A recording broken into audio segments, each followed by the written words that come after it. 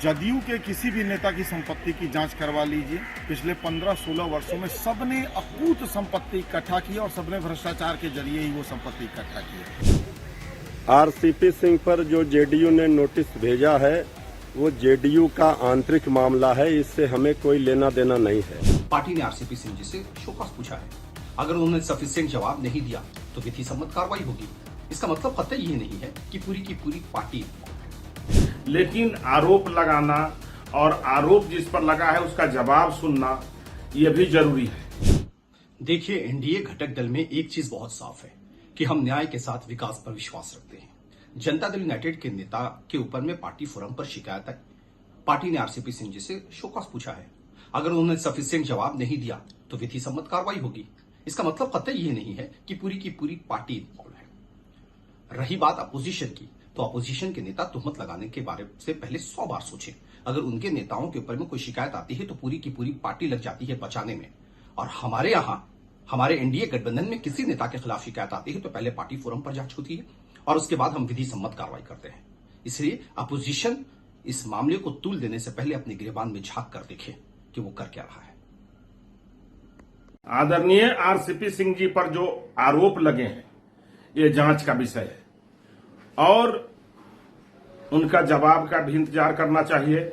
और ये जनता दल यूनाइटेड का अंदर का मामला है।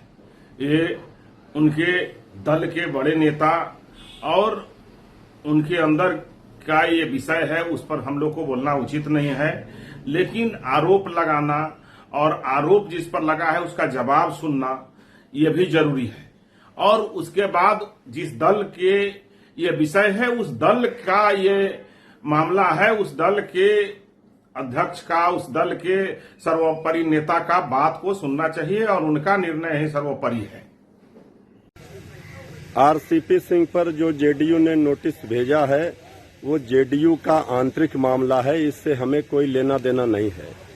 लेकिन जिस तरह से जेडीयू में खटपट आरसीपी सिंह जी को लेकर चल रही है उसी का ये परिणाम दिख रहा है।